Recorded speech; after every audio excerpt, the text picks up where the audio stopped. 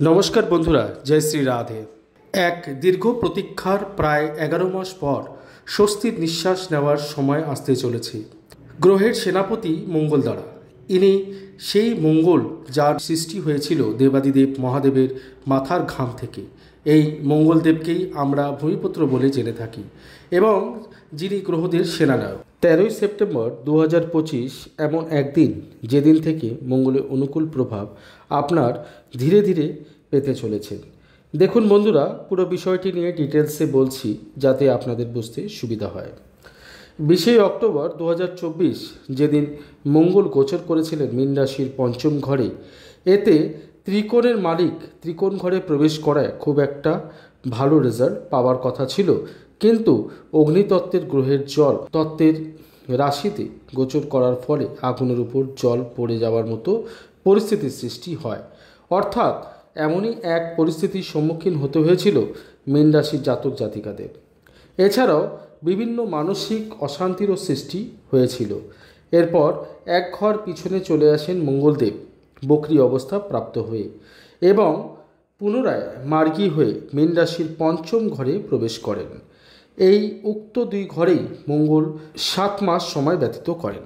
এরপর সময় আসে 6 জুন 2025 যেদিন মঙ্গল নিজের পরম মিত্র সূর্যের রাশিতে প্রবেশ করেন।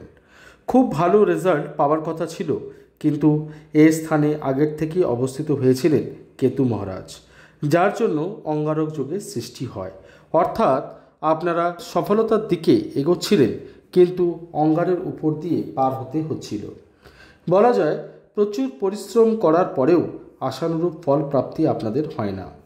এর পরের গোচর হয় 28 জুলাই 2025 যেদিন মঙ্গল প্রবেশ করেন মীন রাশির সপ্তম ঘরে। এ সময় আপনারা বিশেষ শুভ ফল পাওয়ার থেকে বঞ্চিত হয়েছিলেন, কারণ নিজের সবচেয়ে বড় শত্রু বুধের ঘরে মঙ্গল গোচর করেছিলেন। এরপর সব রকম অপেক্ষার সমাধান ঘটিয়ে মঙ্গল 13ই সেপ্টেম্বর 2025 প্রবেশ করেন অষ্টম ঘরে। অষ্টম ঘরকে যদিও খুব একটা শুভ বলা যায় না, তবুও পজিটিভ বিষয় হলো অগ্নিতত্ত্বের গ্রহ প্রবেশ করেছেন বায়ুতত্ত্বের রাশিতে। বিষয়টি বোঝার চেষ্টা করুন যে আগুন জ্বলার জন্য যেমন অক্সিজেনের প্রয়োজন পড়ে, সেরূপ অক্সিজেন এবার মঙ্গল পেয়ে যাবেন। এতে মঙ্গল নিজের পুরো এনার্জি দিয়ে আপনাদের সফলতার পথে এগোতে সাহায্য করবেন। সেই সাথে মঙ্গলের 3টি পূর্ণাঙ্গ দৃষ্টির মধ্যে চতুর্থ দৃষ্টি পড়ছে আয়ের ঘরে উচ্চস্থ অবস্থা প্রাপ্ত হয়ে।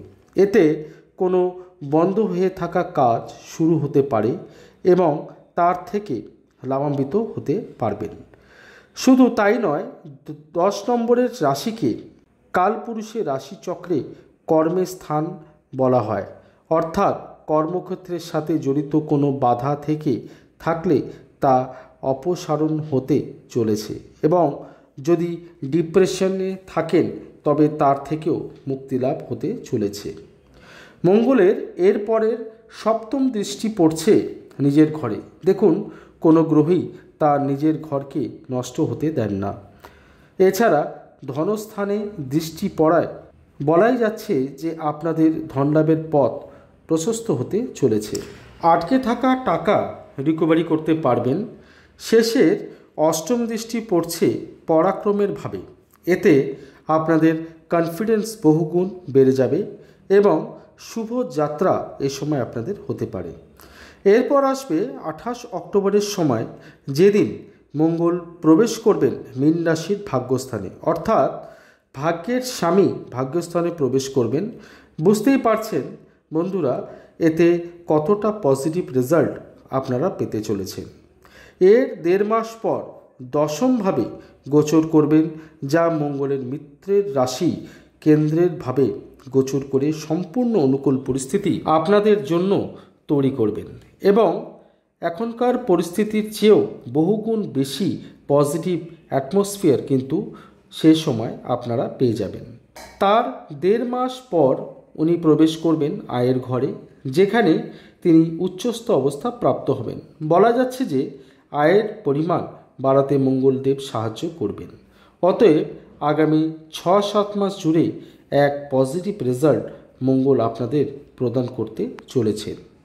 আজকের এই আলোচনা এখানেই সমাপ্ত করছি। যদি আমার এই প্রচেষ্টা আপনাদের ভালো লেগে থাকে তাহলে ভিডিওটিকে লাইক অবশ্যই করবেন এবং কমেন্ট করতে ভুলবেন না।